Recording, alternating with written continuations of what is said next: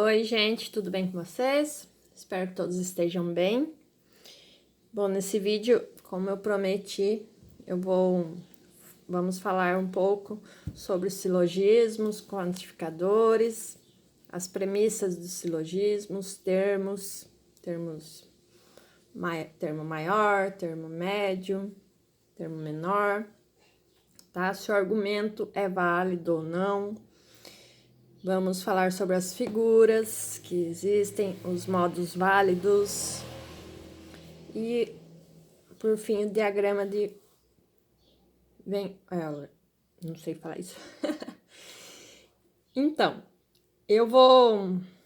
como esse vídeo vai ser um pouco longo, espero que dê para vocês entenderem, ajudar um pouco em alguma coisa. Eu vou fazer, tipo, um silogismo, e daí em um silogismo só, a gente vai identificar, tá? O termo maior, menor, termo médio, classificar nas figuras, dizer se é válido ou não pela figura, e depois se é válido ou não usando o diagrama.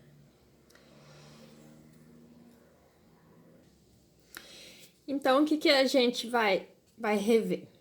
Tem uns vídeos passados resolvendo os exercícios, que dá para vocês darem uma assistidinha também.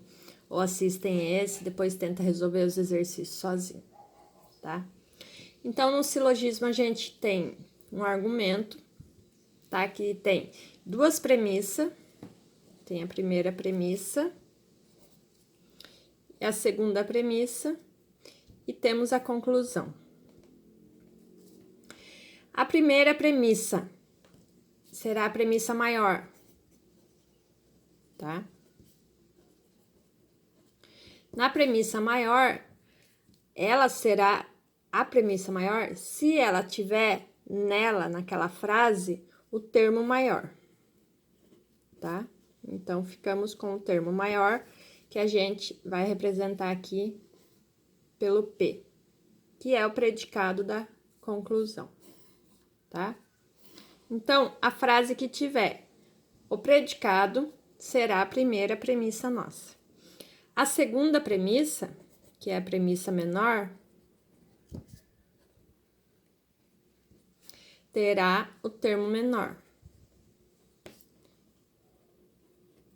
que é o quê? Vamos representar pelo S, que é o sujeito da conclusão, tá? E na conclusão, a gente vai ter os dois termos, o termo maior e o termo menor.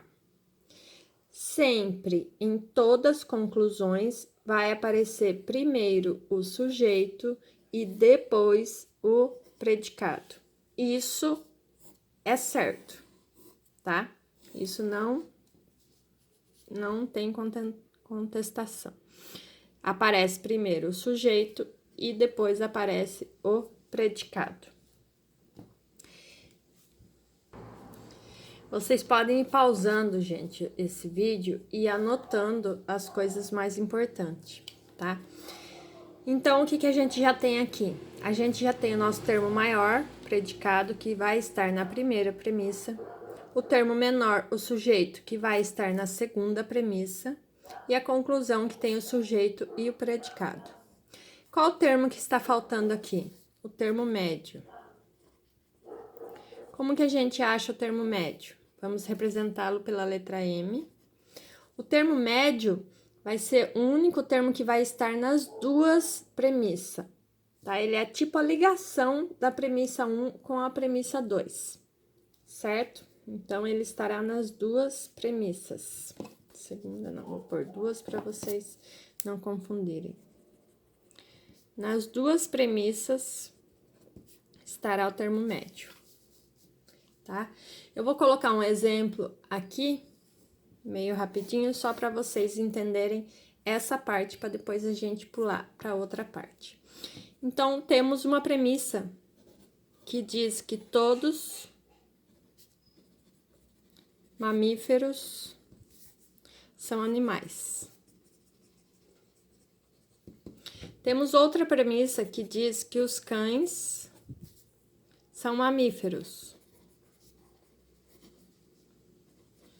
Gente, desculpa a letra, eu tô tentando escrever rapidinho, não deixei nada pronto. Então, eu vou fazer meio rápido só para não ficar muito longo o vídeo.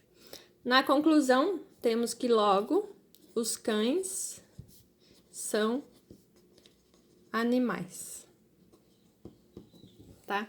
Como que a gente vai fazer para achar aqui o termo médio, o termo menor e o termo maior? Sempre a gente começa pela conclusão, porque a gente já tem certeza que primeiro aparece o sujeito e depois aparece o predicado. Já sabemos também que o predicado é o nosso termo maior e que aonde aparece o predicado, que é o nosso termo maior, é a nossa primeira premissa, tá? Se esse animais estivesse aqui nessa segunda frase, a nossa primeira premissa seria essa frase e a segunda seria a de cima, tá? Mas aqui ele já tá ali no lugarzinho dele bonitinho, da primeira premissa, está mais fácil nesse exemplo. O sujeito aqui, que a gente já viu que o sujeito é os cães, que a gente viu pela conclusão, tá? Que o sujeito aparece primeiro. Vai ficar meio repetitivo o vídeo, mas é bom para vocês gravarem bem na cabeça. Então, na conclusão, sempre aparece primeiro o sujeito, depois o predicado, tá? Aí, ó, você vai achar o predicado nas premissas. Aonde ele tiver, vai ser a sua primeira premissa, tá? Aonde tiver o sujeito, vai ser a sua segunda premissa, certo? Então, aqui a gente já achou o sujeito e o predicado. Agora, aonde que tá o termo médio? Qual termo que é que ficou aqui? Que está nas duas premissas, na primeira e na segunda, que são iguais, porque o termo médio ele é igual nas duas premissas, e é tipo uma ligação. Ó, todos os mamíferos são animais, você tem o predicado. Os cães são mamíferos, você já achou o sujeito. Então, ficou bem óbvio aqui que o termo médio é esse mamíferos, tá? Porque ele tem, ó, na primeira e na segunda frase desse argumento. Certo? Esse pedaço eu vou deixar só pra gente achar o termo médio, termo maior e o termo menor, que é o sujeito e o predicado. Aqui você já tem os três termos, já sabe qual que é a primeira e a segunda premissa e a conclusão. O que a gente vai ver agora? Como a gente já achou o termo médio, maior e o menor, vamos ver a classificação das figuras, tá? Então, a gente tem 4 figuras. A primeira figura, ela diz o seguinte, que na primeira premissa, o primeiro quantificador que aparece aqui é o termo médio, depois vem o predicado. Na segunda premissa, temos o sujeito, depois o termo médio. E na conclusão, como todos são iguais, sujeito e predicado. Essa é a nossa primeira figura, tá? Na segunda figura, temos que primeiro, na primeira premissa, vem o predicado, depois o termo médio, você vê que é o contrário, tá? Lá é MP, aqui é PM. Na segunda premissa, temos o sujeito e o termo médio. E na conclusão, o sujeito e o predicado. A conclusão é sempre primeiro o sujeito, depois o predicado. Na terceira figura, temos que primeiro vem o termo médio, depois o predicado. Na segunda premissa, temos o termo médio, depois o sujeito. E na terceira, que é a conclusão, temos o sujeito e o predicado. E na quarta figura, temos o predicado, depois o termo médio, depois o sujeito e o predicado. Então, reparem que em todas as figuras, na conclusão, a gente tem sempre o sujeito primeiro, depois o predicado. Você achando a conclusão, você achando o sujeito e o predicado, o resto já tá bem fácil de você conseguir achar, tá? Eu vou colocar aqui só para quem quiser anotar alguma coisa, que o M é o termo médio, o P, que é o predicado, é o termo maior, e o S, que é o sujeito, é o termo menor. Porque se tiver algum exercício dizendo acha o termo menor, maior e médio, você sabe, achando o S, P e o M, qual que é um, qual que é outro, tá? Até aí tudo bem, né, gente? Tá bem fácil. Nessas figuras tem um macetinho também que o pessoal usa. A gente não costuma usar muito porque tá aprendendo a matemática, né? Mas para um concurso, alguma coisa, você precisar achar a figura, você pode lembrar sempre que se for um PM, né, Polícia Militar, ele é uma figura par. Se for um Ministério Público, ele é uma figura ímpar. PM o quê? A primeira premissa, ó.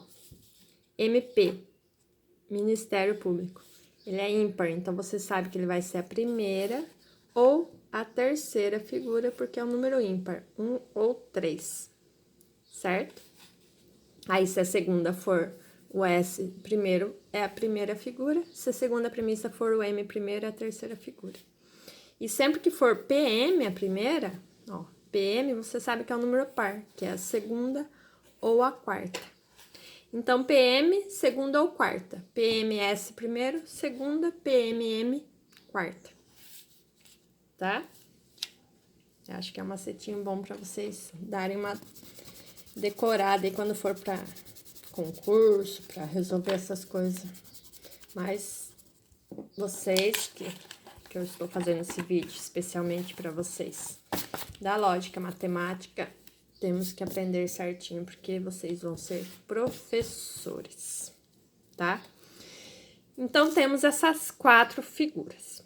Você achando os termos médio, maior e menor, como no exemplo aqui anterior que a gente achou, ó, você viu que na primeira premissa, primeiro aqui aparece o termo médio. Então, você tem o M, que é esse M do termo médio, certo? Depois ele vem o P. Ó, ele é o Ministério Público. Então, você já sabe que ele vai estar na figura para o ímpar. Ministério Público, ímpar, né? Paguei. Mas é ímpar. Na segunda premissa, você tem primeiro aqui o S e depois o M. Então, é só você copiar aqui primeiro. E a conclusão, você tem o SP, como sempre. Agora, você tem que descobrir qual figura,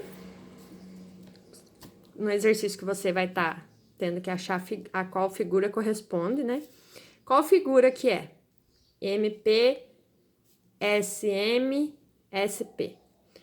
Então, ou você tem anotadinho no caderno, pra você fazer a prova, você vai lá e vê em qual figura que ela, né?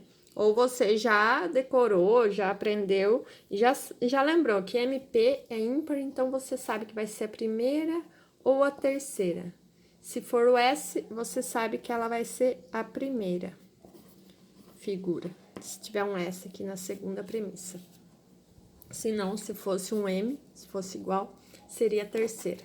Então, quando é igual, a primeira e a segunda, você já sabe que é a terceira. Isso aí é só para você decorar, mas você pode ir lá na sua tabelinha que o professor vai deixar com vocês e achar em qual figura que ela corresponde. Vamos confirmar lá só. MP, SM, SP, certinho aqui, a primeira figura. Agora, o que a gente tem nas figuras? A gente tem os modos válidos, certo? A gente tem os modos válidos de acordo com a quantificação. Então, agora vamos falar um pouco dos quantificadores, depois a gente volta aqui nessas figuras para ver os modos válidos. Então, os quantificadores, quais que a gente tem? A gente tem o A, o E, o I e o O, tá? Quantificador A é o quê? É um quantificador universal certo? É uma universal afirmativa. Então, para decorar isso aqui, para você entender, para você aprender, A, E, I, O. Só faltou o U. Então, esquece o U. A, E, I, O. A, E, universal. Sempre. A, E, universal. I, O é particular. Tá? Então, vai ser uma preposição universal afirmativa. Ela vai ser representada pelo A. A, E, universal. I, O, particular.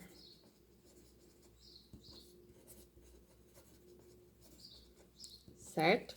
Isso você já sabe que quando a preposição for universal afirmativa, quantificador A. Quando for universal negativa, E. A, E, universal. Primeiro vem afirmativa, depois negativa. E O, particular. Primeiro vem afirmativa, depois negativa. Certo? Nisso, sobre os quantificadores universal e particular, para a gente saber se o argumento é válido ou não.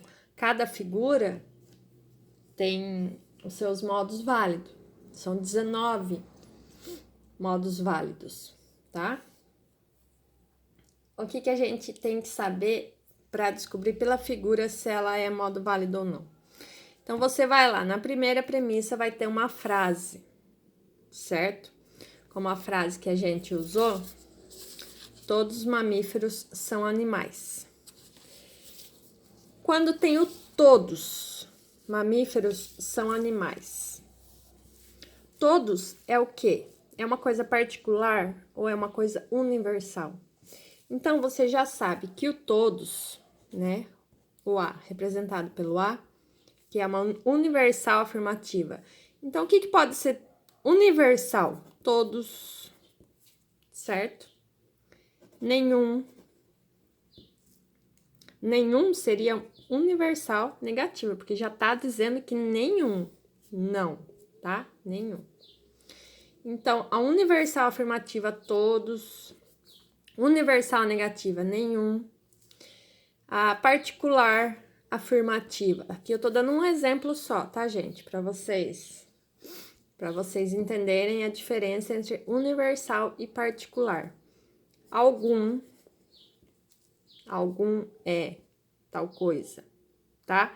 Uma particular afirmativa, porque tá dizendo que é algum, não são todos, certo? Particular negativa, algum não é, por exemplo, tá? Aqui é só um exemplinho para vocês terem a diferença, verem a diferença da universal. Então, universal é uma coisa que engloba tudo, um universo, né? E a particular quando tá particularizando alguma coisa, falando de uma coisa em particular.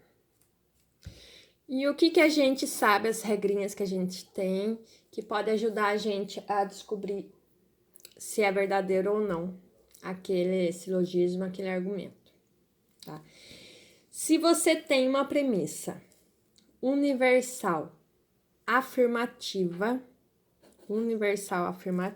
que é a letra A, e você tem outra premissa universal negativa, a conclusão desse silogismo, ele pode ser universal ou particular. Porém, se você tiver uma premissa afirmativa e outra negativa, a conclusão vai ter que ser negativa, tá? Porque se você tá afirmando uma coisa e negando ela, não tem como se afirmar novamente. Eu vou fazer uma tabelinha aqui que acho que vai ficar bom para vocês copiarem no caderno e deixar guardado para ir dando uma estudada sobre isso que eu falei agora. Então, aqui, digamos que você tem a sua premissa 1, tá? A sua premissa 2 e aqui a sua conclusão. Então, o que a gente sabe aqui? Se a sua premissa 1 ela é uma universal afirmativa, você pode ter na premissa, e você tiver, né? Na premissa 2, uma particular afirmativa, você pode concluir aqui alguma frase, alguma premissa, né? A conclusão pode ser particular afirmativa ou particular negativa. Então, aqui a gente já viu que se você tem uma universal e particular, ela tem que ser particular, tá? Não vai poder ser universal aqui para o argumento ser válido. Isso a gente tá vendo para o argumento ser válido. Se você tem uma parte universal afirmativa e na segunda premissa você tem uma particular negativa, tá? A conclusão, como a gente viu aqui em cima, ela tem que ser particular, porque você tem uma particular e uma universal. A conclusão só vai ser universal quando as duas premissas também forem universais, tá? Vamos deixar isso bem gravadinho na cabeça da gente. Se você tem uma universal e uma particular, o resultado, a conclusão vai ser particular. Agora, o que a gente falou lá há alguns instantes atrás. Se você tem uma afirmativa e outra afirmativa, você pode ter a conclusão afirmativa ou negativa. Porém, se você tem uma negativa, você sempre vai ter a conclusão negativa. Se você tem as premissas afirmativa e negativa, ela dá a conclusão de negativa. Se você tem as premissas universal e particular, a conclusão é universal, tá?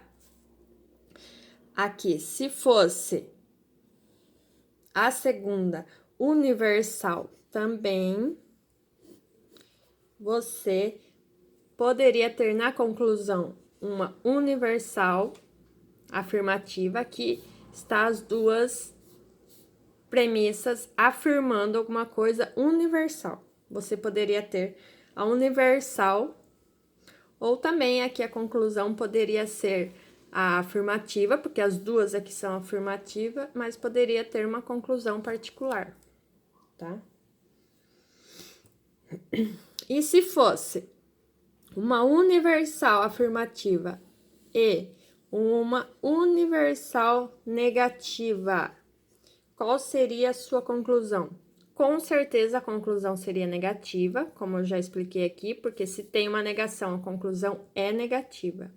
Agora, como as duas são universal, poderia ser a conclusão universal negativa ou poderia ser particular negativa, tá? Para esses argumentos serem válidos.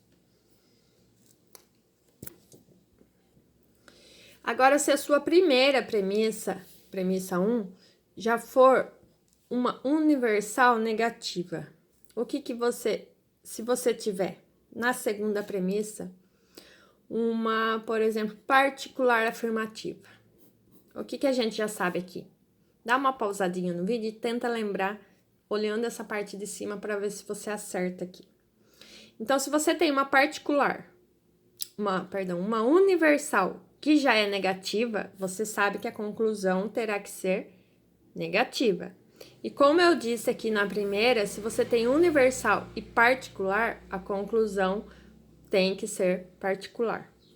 Então, aqui vai ter que ser uma particular negativa, tá? E se você tiver uma particular negativa, por exemplo, a primeira premissa é universal negativa e a segunda é uma particular negativa, você também tem que ter a conclusão negativa, e como tem uma particular, aqui você também terá particular negativa, tá? Então, nessa tabela aqui ficou bom para vocês gravarem que sempre, se você tiver a primeira premissa, então, o que a gente tem que gravar e aprender e entender? Numa premissa que for universal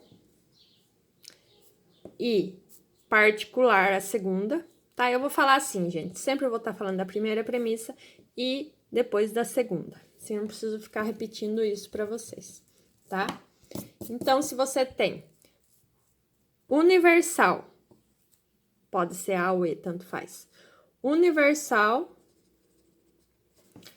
com particular, você sabe que o resultado vai ser particular, tá? Sempre pega a menor delas aqui. Se for afirmativa com negativa, o resultado tem que ser negativa.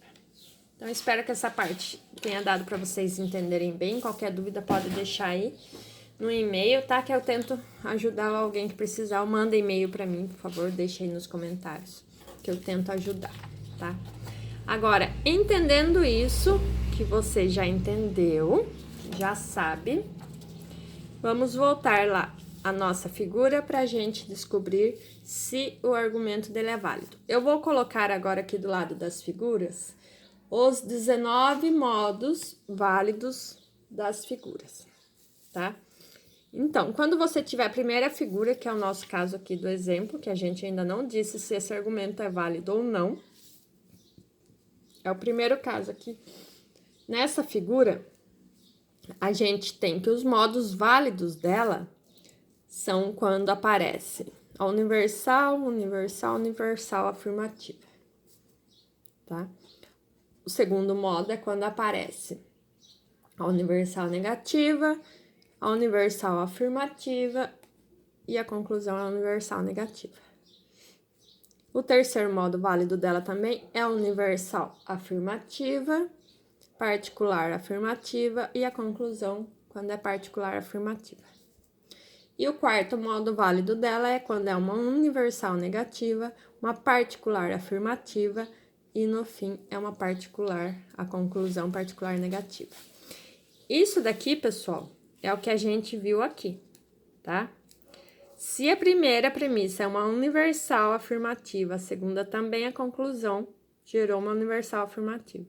Se a primeira é uma universal negativa, a segunda é uma universal afirmativa, tem que ser negativa a terceira, porque ele apareceu negativo aqui. A conclusão tem que ser negativa e tem que seguir, se fosse uma particular, teria que ser particular. Como aqui é universal, ficou universal. O terceiro modo, a primeira premissa é universal afirmativa. Aqui vem o que eu falei agora. A segunda é particular afirmativa. Então, a conclusão vai ter que puxar a particularidade, tá? E foi afirmativa. Ela é um modo válido. Quando a primeira premissa é universal negativa, a segunda é particular afirmativa, a conclusão terá que puxar a particular e também puxar a negação. Essa conclusão, se fosse um I, particular afirmativa, seria não válido. Por isso que esses são os únicos modos válidos quando o seu silogismo, o seu argumento tiver nessa figura, tá? Agora lá, gente, o nosso primeiro exemplo, a gente tinha essa figura 1, MPSP, já dá pra gente descobrir se isso daqui é válido ou não. Então, agora vamos ver as frases e falar em qual quantificador ela tá. Ó, primeira premissa, todos mamíferos são animais. Aqui tá dizendo que todos são. Então, o que a gente pode afirmar com isso? Que essa primeira premissa tá lá, é uma universal afirmativa, porque todos são universal, certo? E são é uma afirmação, tá dizendo que são. Nossa segunda premissa diz: os cães são mamíferos. O que a nossa segunda premissa tá dizendo aqui? Tá dizendo também que todos os cães são mamíferos. Então, é outra universal afirmativa, tá? Tá dizendo os cães, não tá dizendo um cão, aquele cão. O cão que chama Pipoca é mamífero, entendeu? Tá dizendo os cães, todos os cães. E a nossa conclusão, logo, os cães são animais. Também tá dizendo que todos os cães são animais. Então, aqui nós temos 3 frases universal afirmativa. Então, vendo lá na nossa tabelinha dessa figura número 1, esse argumento, então, ele é válido. Esse argumento é válido, tá? Se você classificasse aqui as frases, né, e não achasse na sua tabelinha da primeira figura essa classificação igual exatamente como está aqui, ele seria um argumento não válido, tá? No diagrama de Venn, depois você vai acabar de compreender melhor isso daqui também, porque lá é fácil também para você descobrir se é válido ou não. Agora, o que você tem que prestar atenção quando estiver resolvendo esses exercícios de frase? É procurar se a premissa aqui não tá trocada, tá, pessoal? Porque se essa segunda premissa fosse a nossa premissa maior, né? Se fosse a nossa primeira premissa, aonde tem o P, que isso aí viu no começo do vídeo, se você não lembra, já volta lá no vídeo, já começa a ver tudo de novo, para você gravar, que a sua primeira premissa é onde tiver o predicado, tá? Que é o termo maior. Se ele tivesse aqui, você ia ter que trocar a ordem, tá? Aqui não ia mudar muito, porque todas as frases são universal afirmativa e a conclusão também. Mas em outras frases, em outros silogismos, ele pode mudar aqui a figura da gente, tá? Bom, espero que esse pedaço tenha dado para entender, né? Aqui a gente é o mesmo procedimento para você fazer, achar as outras figuras, tá? Mesmo procedimento para você classificar as frases. Isso daqui é muito importante você saber para você classificar as premissas, para você ver se é uma frase universal afirmativa, universal negativa. E tem os vídeos resolvendo exercício anterior que eu coloquei, que também fica mais fácil de vocês entenderem se vocês não tiverem conseguido entender aqui, tá? O que a gente vai fazer agora? Vamos fazer o diagrama de Venn. Vamos usar esse mesmo exemplo nosso e depois eu passo um outro exemplo completamente diferente, só para vocês terem a noção de como que é, mais ou menos, tá? Então, no diagrama de Venn, a gente vai trabalhar, tipo, com conjuntos, tá? Nesse argumento, a gente tem quais conjuntos? Temos os conjuntos dos cães, dos animais, que tá aqui na conclusão, e do termo médio, que são os mamíferos. Então, o que eu vou dizer no diagrama de Venn? Olha, não repara no círculo aqui, gente, que eu não sou muito boa coordenação motora, não. Então, temos os 3 conjuntos. Até que ficou mais ou menos. Temos os conjuntos aqui, né? Dos cães, dos animais e dos mamíferos. A nossa primeira premissa, que é a nossa primeira frase, diz que todos mamíferos são animais. Então, o que eu vou ter que ver no diagrama de Venn? Eu vou ter que ver se todos os mamíferos